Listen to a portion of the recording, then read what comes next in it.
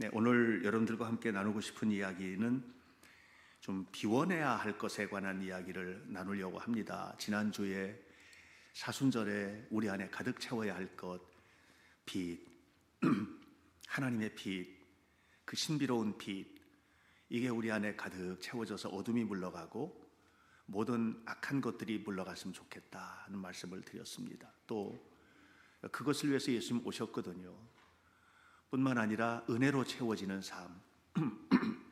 하나님의 은혜는 창조주 하나님의 은혜인 겁니다. 그러니까 한계적 상황을 가지고 있는 우리들에게서 나오는 것이 아닌, 우리에게서 나오는 게 뭐 대단한 능력을 가지고 있는 것 같으지만 더 큰 능력 만나면 나 이 정도밖에 안 되나 하고 무너져요. 저 많이 봤어요. 저 정도면 진짜 대단한데 더 큰 능력을 만나니까 아무것도 아니고 정말 쥐꼬리 같이 별 볼 일 없는 이런 것들을 봤거든요. 크신 하나님 은혜 속에 살아가는 삶, 이게 우리가 사순절에 그리워해야 될 은혜다 하는 그런 말씀을 드렸습니다. 근데 이렇게 하나님의 은혜 속에 살고 빛이신 주님과 동행하는 삶을 살기 위해서 내 안에 교체돼야 될 게 있어요. 나가야 들어오거든요. 비워져야 들어오는 겁니다. 그러니까 우리에게서 비워져야 될 것들이 좀 있는데 오늘은 그 얘기를 하려고 합니다. 신앙생활을 하시는 분들 보면 되게 어중간한 경우들이 많아요. 분명해야 되는데 분명하지가 않아요. 대부분이 좀 그런 포지션을 취하고 있어요. 예를 들면 열왕기상 18장 21절 말씀에 엘리야가 갈멜산 꼭대기에서 백성들에게 한 얘기예요. 야, 너네들 언제까지나 왔다 갔다 할래? 하나님이 여호와가 하나님이면 하나님 편에 서. 바알 신이 하나님이라고 생각하면 그쪽으로 가. 왜 어중간해? 이쪽도 아니고 저쪽도 아니고 왜 그렇지? 이러면서 이제 책망하는 이야기가 기록되어 있고요. 요한계시록 3장 16절에 보면 라오디게아 교회에게 주신 책망인데 너네는 왜 이렇게 미지근하냐? 뜨겁든지 차갑든지 좀 확실해야지 되는데 그게 아니고 뜨뜻 미지근하게 이렇게 신앙생활을 해서는 안 된다 하는 얘기를 우리를 향해서 하시는 얘기예요. 우리를 향해서 이와 같은 이야기를 하고 있습니다. 또 사사기 21장 25절 말씀을 보면 사사기 시대 사람들이 왕이 없으므로 그랬어요. 왕이 없으므로 그래서 사람들이 다 자기 멋대로 살았더라 이 말이에요. 자기 소견에 오른 대로, 이 말은 자기 멋대로. 하나님이 확실히 없는 사람은 자기 멋대로 살아요. 대부분 많은 사람들이 자기 멋대로 사는 것 같아요. 하나님을 믿는다고 하면서도 실제로 생활 속에서는 하나님을 믿고 있거든요. 교회도 나오거든요. 근데 어떤 상황에 부딪히면 자기 멋대로예요.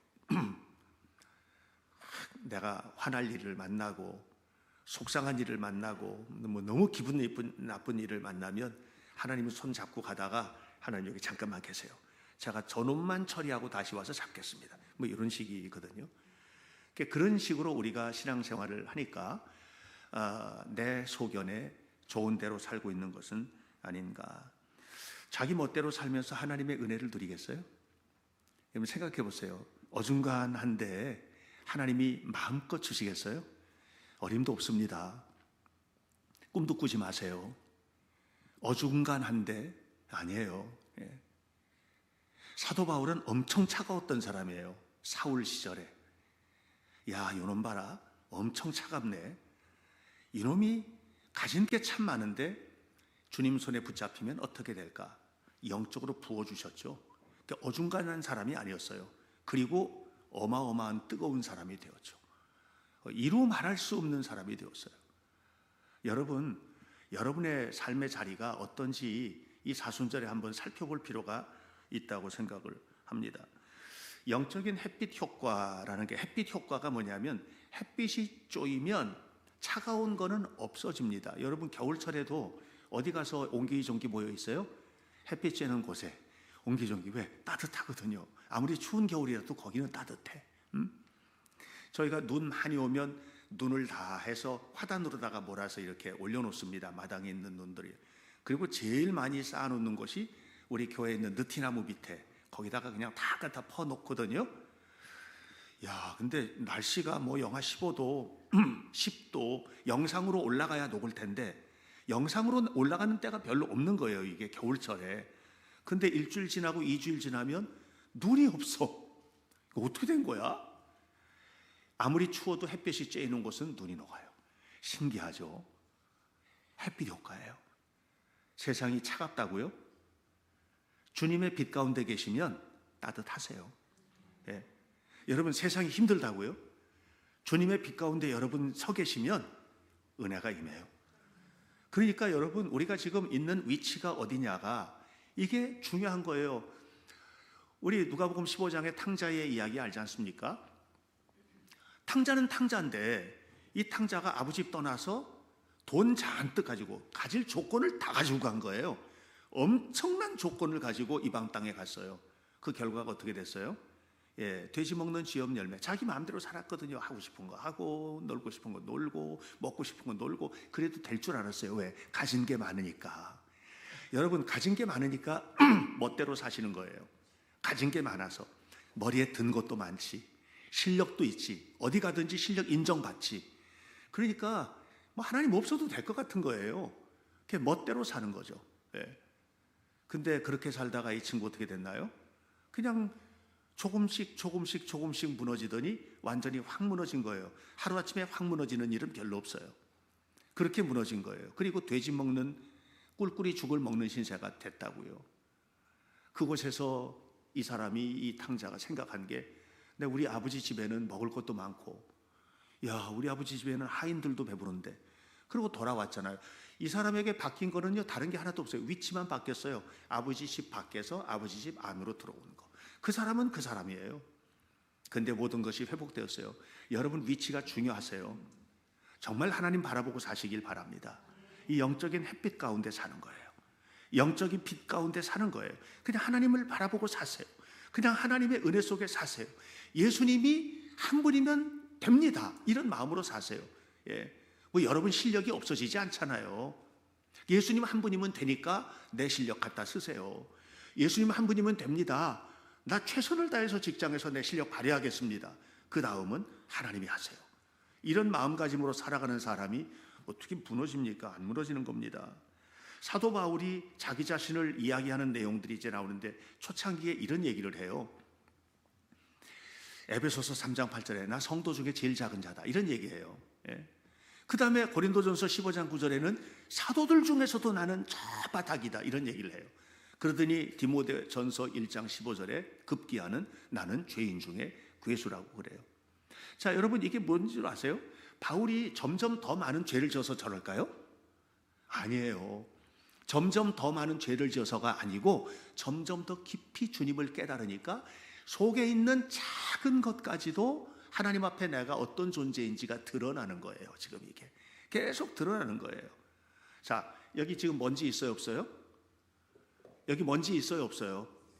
있어요? 보여요? 안 보여요? 근데 뭐가 있어요? 없어요. 보여야지 있는 거지. 우리 눈으로는요, 눈으로 확인된 것만 있는 거예요. 맞죠? 여러분, 눈으로 하나님 계세요? 하나님이 어디 있어? 눈에 보여줘. 눈에 확인된 것만 있는 거예요. 근데 여기에요, 햇볕이 한 줄기 쫙 비춰봐요. 그러면 그 햇볕이 비칠 때 거기에 뭐가 보여요? 그냥 먼지가 얼마나 많은지. 여러분, 햇빛이 쫙 비치면 여러분 방에서 못 사셔요. 먼지가 어마어마하실 거예요. 바울이 그런 거예요. 주님의 빛이 들어오니까 속속들이 자기 죄가 드러나는 거예요. 더 많이 죄를 진 게 아니에요. 감춰뒀던 것까지 드러나는 거예요. 사순절이 그런 계절이 되시기를 축복합니다. 우리 온전한 사람 같으지만 그게 아닌 거예요. 예. 멀쩡한 것처럼 애헴하고 나와 있지만 그게 아니라는 겁니다. 그래서 사도 바울은 어떻게 했냐면 이 깊은 죄까지도 덜어내고 싶은 거예요. 오늘 성경이 그런 얘기예요. 오늘 성경이 뭐냐면 22절, 나는 진짜 하나님이 법이 좋다, 하나님 말씀이 너무 좋다, 너무 좋은데 근데 내 속에 또 다른 게 있네. 그게 뭐냐면 23절, 죄의 법이라는 거예요. 죄의 법. 근데 이 하나님의 법과 죄의 법이 싸우는데 하나님의 법이 무너져. 항상 죄의 법이 이겨. 그래서 내 마음대로 살고, 내 뜻대로 살고, 나 하고 싶은 대로 하고, 기분 나쁘면 욕하고, 소리 지르고 살대질하고, 절망하고 우울증에 빠지고, 그렇게 우리 사는 거예요. 왜? 하나님의 법이 이겨야 되는데 내가 이겨. 여러분 고집을 누가 당해요? 여러분 고집 세시죠? 끄떡끄떡 좀 하세요. 고집 세시잖아요. 왜 아닌 척 하세요? 굉장히 깔끔한 척 하고 계시는데 여러분 고집 세시잖아요. 하나님도 못 꺾는 고집. 어떻게 꺾는지 제가 오늘 보여드릴게요. 여러분 우리가 그런 사람들이거든요. 자, 그러면 이 계절에, 이 거룩한 계절에 우리는 도대체 어떻게 살아야 할까? 어떻게 살아야 할까? 어떻게 해야 하나님의 은혜 안에 살까? 첫 번째, 죄를 좀 비워내는 계절이 되자. 사순절은 뭐냐면 죄를 고백하고 모두 비워내는 거예요. 그냥 가리고 싶다고 가려져요. 가려지냐고요? 하나님 앞에 서면 가릴 수가 없어요. 하나님 앞에 서야만 죄가 고백이 돼요. 아니면 죄를 감추려고 하고요. 죄를 드러내지 않으려고 하고. 죄는 뭐가 죄예요? 여러분 세상에서 뭐가 죄죠? 들킨 것만 죄예요. 맞죠? 들킨 것만 죄예요. 안 들키면 절대로 그건 죄가 아니에요. 세상의 법정은 뭐 가지고 판단합니까? 들킨 것만 가지고 판단하는 겁니다. 여러분 그러니까 이렇게 가려놓는 거예요. 죄가 없다는 거죠. 나는 괜찮다는 거예요, 제법. 그런데 하나님의 말씀 앞에 딱 서니까 그게 아니라는 것을 알게 됩니다. 로마서 5장 13절. 죄가 있었는데 그냥 모르고 산 거예요. 이게 죄인 줄도 모르고 산 거예요. 그런데 하나님의 말씀이 딱 들어오니까 말씀의 거울 앞에 서니 야, 이게 엄청 많네. 로마서 3장 20절 맨 밑에 줄 보세요. 율법으로 죄를 드디어 깨달았다 그랬죠. 하나님의 말씀 앞에 서지 않으면 죄를 몰라요. 그러니까 세상 사람들이 온갖 지저분하게 살면서도 그걸 죄인 줄 모르고 사는 거예요. 이게 즐거움인 줄 알고 사는 거예요. 제가 말씀드렸잖아요. 그 영국에서 버스 캠페인 하나님 없어. 그러니까 걱정하지 말고 즐겨. 뭘 즐겨요? 하나님 없이 뭘 즐겨요? 뭘? 하나님 없이 즐기는 게 도대체 뭡니까?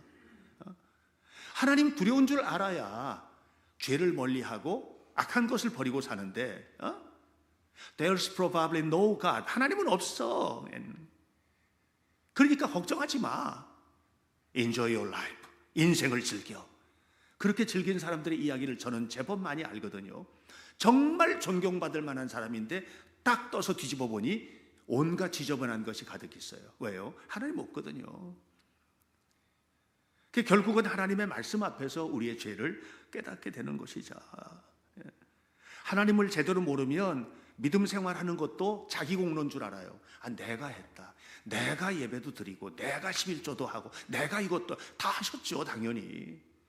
그런데 깊어지면 그게 내가 하는 것이 아니라 은혜로 되어지는 것을 아는데, 하나님의 은혜로 되어진 것을 아는데 그러기 전까지는 뭐냐면 다 내가 한 줄 알아. 그러니까 공로를 내세우는 거예요. 내가 이렇게 했는데, 내 공로인데. 부부지간에도 공동체가 건강하게 세워지지 않으면 공로 세웁니다. 내가 가가지고 뼈 빠지게 일해서 온 거 아니야. 그럼 이 정도는 해줘야지. 내가 그래도 이만큼 했는데 당신만 했어? 나도 집안일하고 살림살이하고 나도 가서 돈 벌고 나 더 힘들어. 이게 뭐예요? 내가 드러나는 공로. 이 공로의식 속에 들어가 버리면 정말 형편없는 가정이 되거든요. 공로의식 속에 들어가면 교회가 아니에요. 공로자들만 가득 담겨가지고, 그래서 내가 이만큼 했는데 저건 뭐야? 그래도 저 사람 정도 신앙생활 했으면 이렇게 해야지. 이게 뭐냐면 공로의식 속에 빠지는 거거든요.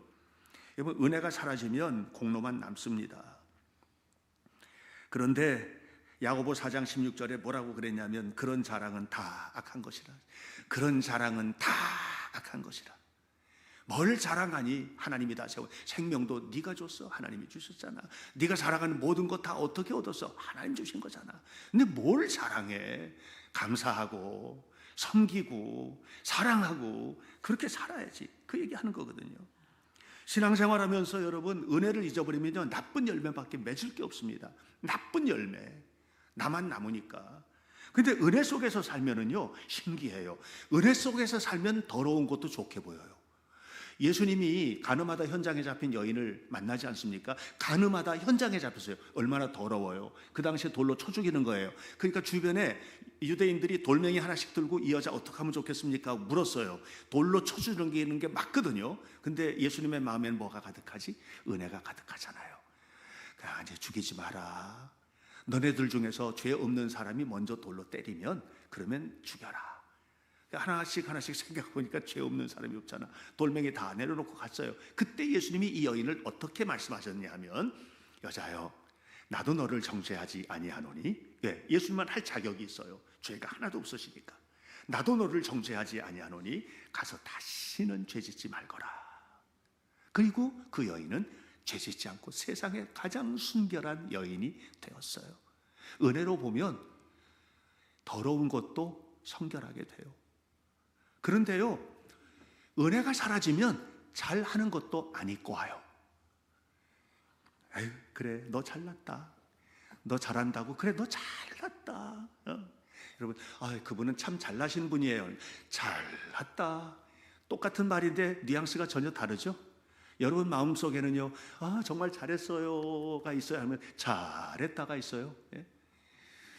여러분, 우리 마음속에 더러운 것으로 가득 차 있어요. 이걸 덜어내는 계절이 이게 뭐냐? 사순절입니다. 사순절입니다.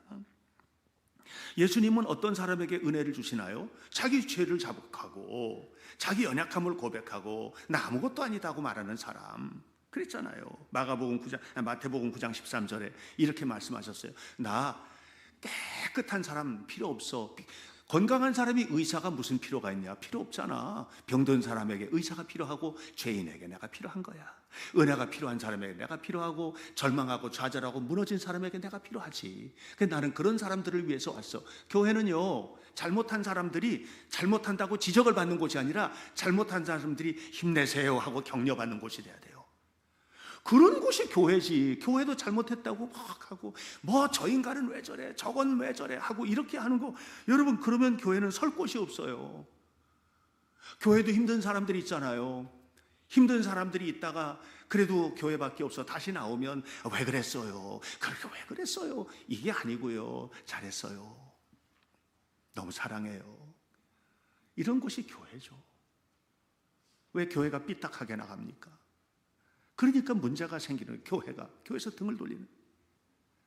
오늘 우리 안에 있는 가득한 것은 과연 무엇인가? 정말 내 안에 주님의 의로우심이 충만한가? 예. 문제는 뭐가 문제냐 하면 내가 안 죽어서 그렇거든요. 내가. 예. 나로부터 출발하는 거예요. 나로부터. 믿음은 뭐냐 하면, 믿음은 나를 믿어서는 안 된다는 것을 믿는 게 믿음이에요. 진정한 믿음은 나를 믿어서는 안 된다는 것을 믿는 거예요. 다시 말씀드릴게요. 진정한 믿음은 하나님을 믿는 거예요. 예수님을 믿는 거예요. 나를 믿어서는 안 된다는 것을 믿는 거예요. 근데 너무 철떡같이 자기를 믿고 사는 거예요. 자기는 다 할 줄 알아요. 여러분, 그러나 인간은요, 수많은 한계에 부딪히는 겁니다. 수도 없이 많은 한계에 부딪히는 거예요. 이게 인간이에요. 인생을 더 살아보세요. 젊은이들은, 연세 드신 분들은 아시잖아요. 이미 다 경험해서. 뭘 믿어요? 나를 내려놓는 거예요. 그래서 두 번째, 여러분들과 나누고 싶은 거예요. 나를 비워야 풍요로워집니다. 나를 비워야. 내 안에 가득한 가시, 이거 비워내야 돼요. 여러분, 뾰족뾰족한 것들 가지고 계시잖아요.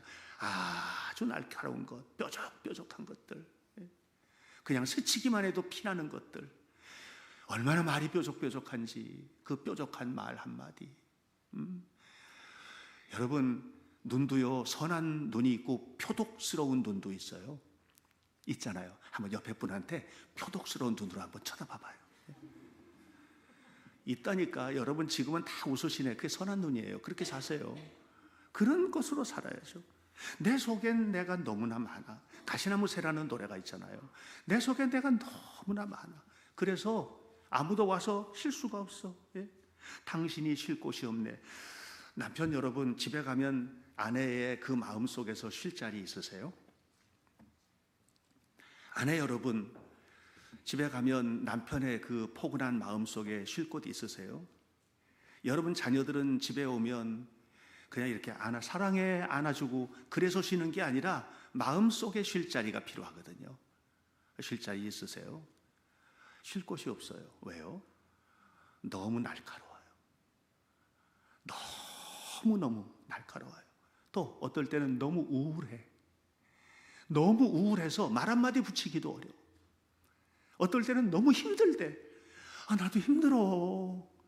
나 힘들어 죽겠어. 근데 왜 그래? 너무 힘들대. 그러니까 이 속에 내가 각양각색의 내가 이 속에 꽉 차 있는 거예요.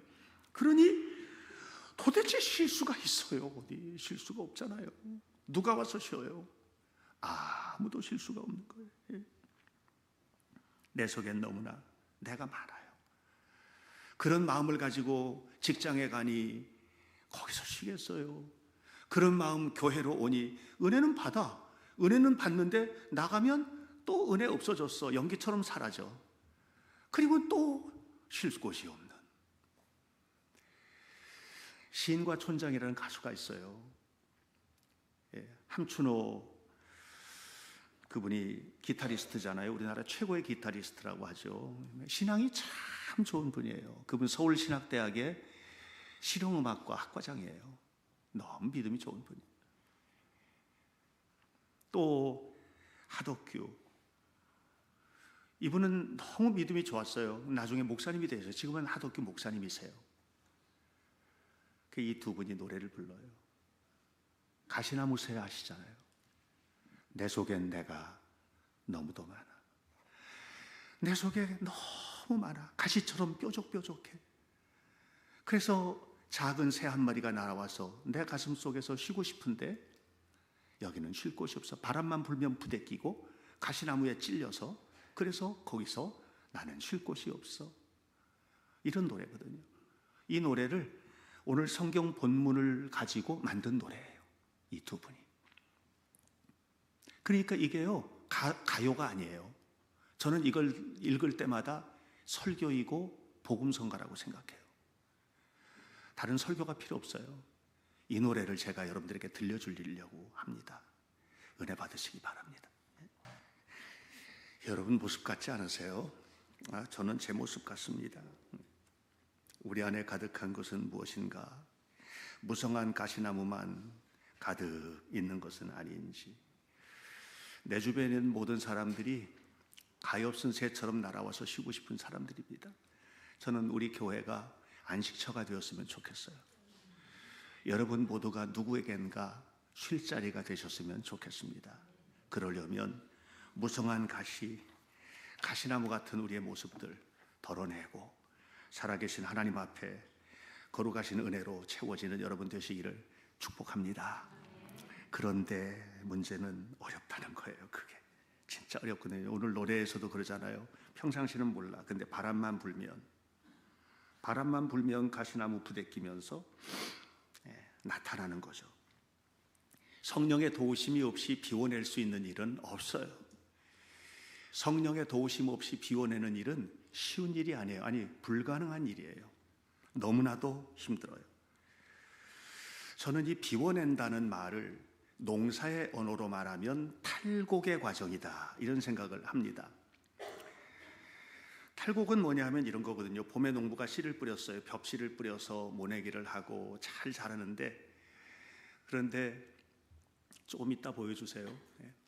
잘 자라는데, 그런데 이게 농부가 정말 가꾸는 게 뭐냐면 이 줄기가 잘 자라야 되거든요. 뭐 입마름병에 걸려도 안 되고, 그 다음에 그 안에 줄기에 무슨 병이 걸려도 안 되고, 그래서 튼튼한 줄기를 키워내는 겁니다. 그렇게 튼튼한 줄기를 키우면 거기서 이제 벽씨가 꽃이 피고, 벽꽃도 보셨죠? 벼도 꽃 핍니다. 벽꽃 피고 벽씨가 열리고 이렇게 합니다. 그럼 가을이 되면은요, 농부가 어떻게 되느냐 하면 이걸 전부 다 잘라가지고 그렇게 정성껏 키우던 것 다 갖다 버리고 탈곡을 합니다. 탈곡이 뭐냐 하면, 자 한번 보세요.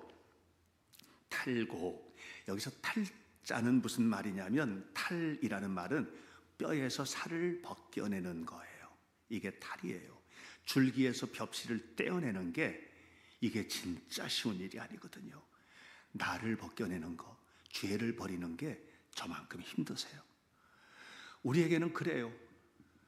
진실로 우리의 삶에 있어서 죄가 떠나고 내 안에 가득한 이 내가 떠나가는 일들은 탈곡의 탈자와 같아요. 뼈에서 살을 벗겨내는 것 같이 힘들다. 그래서 사도 바울은 고린도전서 15장 31절에서 이렇게 말합니다. 나는 날마다 죽노라. 얼마나 힘드신지 여러분 이해되세요? 날마다 죽노라. 곡은 또 무슨 얘기인가요? 곡을 한번 볼까요? 곡. 말과 그 한자 글씨. 곡은 뭐냐면 벼 화자에 껍질 각자가 결합해서 곡이라는 말이 됐어요. 그러니까 이 곡식의 곡은 뭐냐면 벼가 껍질에 이렇게 다 쌓여져 있는 게 곡식이에요. 근데 이걸 벗겨내는 게 탈곡이에요. 이걸 벗겨내면 큰일 날 줄 알고 붙어 있었는데 이걸 벗겨내는 거예요. 이 쌀 알에서 껍질을 벗겨내는 거예요. 이게 곡입니다. 여러분, 정말 사정없이 벗겨내지 않으면 안 되는 겁니다. 끊임없이 벗겨내지 않으면 안 되는 겁니다. 사순절은 그런 계절입니다. 그런데 이걸 누가 합니까? 벼가 스스로 못해요. 그래서 누가 하죠? 농부가 하잖아요. 벼가 스스로 하는 게 아니고 농부가 하는 거예요. 우리가 스스로 못 해내요. 하나님께서 하셔야 돼요. 하나님께서 하시기 위해서 우리가 해야 될 일은 뭐죠? 맡기는 일을 하는 겁니다. 하나님, 저에게서 죄가 떠나가고 어둠이 사라지고 저도 밝은 사람 되고 싶어요. 저도 긍정의 사람 되고 싶어요. 좋은 것을 보고 살고 싶어요. 전 능력이 부족하지만 하나님의 은혜가 뒤덮여서 좋은 역할을 하고 싶어요. 이런 거거든요. 그러기 위해서 이 탈곡기에 돌아야 되는데 이 탈곡이라는 말을 영어로 trash라고 합니다. THRASH, trash. 이 trash라는 말은 탈곡이다는 뜻인데 다른 말로 하면 채찍질한다는 뜻이에요. 자, 벼를 가지고 그 벼가 붙어 있는 줄기를 들고 팍 돌리죠. 채찍질 당하는 거예요. 그 고통 속에서 벼가 떨어져 나가는 거예요. 도리깨질 하잖아요. 도리깨질, 이걸 트래시라고 하거든요. 도리깨질을 합니다. 탁탁 때리면 거기서 뭐가 나와요? 심한 분리가 되는 거예요. 이거를 트래시라고 해요. 탈곡이에요. 사정없이 내리치는 거예요. 저는 가끔 그런 거를 봅니다. 진짜 죽을 만큼 힘들면 하나님을 찾는 사람들이 있어요. 아니, 죽을 만큼 힘들기 전에 찾으셨으면 좋겠어요. 죽을 만큼 힘들어야 찾지 말고, 너무너무 고통스러워서 찾지 말고 평상시에 사도 바울처럼 트래시, 난 날마다 죽노라. 그럼 날마다 안 죽으니까 그냥 죽여야 돼. 그렇지 않으면 돌아올 생각을 안 하니까. 결국 우리의 삶이 이런 고통스러운 자리에까지 가야만 깨닫는 미련한 짐승 같은 인생인가? 개나 돼지는 때려야 알잖아요. 우리는 하나님께서 이성을 주셨죠. 하나님의 형상을 주셨잖아요. 때리지 않아도 알 사람들이에요. 뭐가 소중한지, 뭐가 소중하지 않은지 이걸 알만한 사람들인 거예요. 우리가. 그런데도 맞아야 정신을 차린다면 우리는 너무 어리석은 삶을 살고 있는 것은 아닌가. 하나님 앞에 바르게 살게 되시기를 축복합니다. 여러분, 이 트래시라는 말에서 특별한 말이 거기서 나왔거든요. threshold라는 말이 나왔어요. threshold. THRASHOLD. threshold. 이 threshold라는 말은 뭐냐 하면 threshold라는 말은 문지방을 넘어선다 이런 뜻이에요. 문지방을 넘어선다. 그래야 집에 들어가는 거예요. 여러분, 그냥 그 이 줄기에 다 붙은 채로는 창고에 안 들어가요. 보물 창고에 들어갈 수가 없어요. 다 털어내고 다 껍질 벗기고 쌀알이 돼야 자루에 담아서 창고에 들어가는 거예요. 트래시홀드 넘어서는 거예요. 또 한계점이라는 뜻이 있어요. 한계점. 하나님, 저는 도저히 못하겠으니까 하나님 도와주세요. 이게 한계점이거든요. 트래시홀드. 그거 한계점을 넘어서면 그때는 뭐 해야 돼요? 하나님 도와주세요. 그렇게 할 때 하나님의 임재를 경험하는. 진짜 하나님의 임재가 아니었으면 내가 이걸 넘어섰을까? 하나님의 도우심이 아니었으면 내가 감당할 수 있는 일이 아니지. 이걸 깨닫게 되는 순간인 거죠. 예수님은 십자가에서 모든 고통을 당하셨어요. 한계를 넘어섰어요. 왜 그러셨을까요? 우리 모두에게 베푸실 은혜가 너무 컸기 때문이에요. 내려오실 수도 있었어요. 그런데 안 내려오셨어요. 십자가에서. 왜 안 내려오셨을까요? 죽어야 여러분이 사니까. 여러분, 우리 가정에서도 여러분이 죽어야 누군가가 사세요. 여러분, 교회 안에서도 내가 죽어야 네가 사는 거예요. 직장 생활을 할 때도 마찬가지예요. 제가 어떤 가정 어제 신방하면서 월급 주는 만큼 일하지 말고 네 할 수 있는 만큼 최선을 다해라, 이런 얘기를 했어요. 월급 주는 만큼 일하는 사람은 평생 그만큼 사세요. 그런데 내가 그보다 더 큰 능력을 가지고 내가 할 수 있는 만큼 최선을 다하면 성장하는 사람이에요. 그리고 그 대가는 반드시 와요. 우리는 그런 사람들이에요. 은혜를 입은 사람이에요. 이 사순절을 보내는 동안에 여러분, 우리는 죄를 버리고, 내가 소중하죠. 그래서 하나님이 더 소중한, 나를 내세우는 것이 아니라 하나님을 내세우는 이런 삶을 사시기를 바라요. 내 안에 가득한 가시나무들, 그 뾰족한 것들 좀 갈아내고 건강하게 모두가 와서 안식할 수 있는 이런 삶을 살게 되시기를 바라요. 주님이 임재하셔야 가능합니다. 함께 찬양하겠습니다.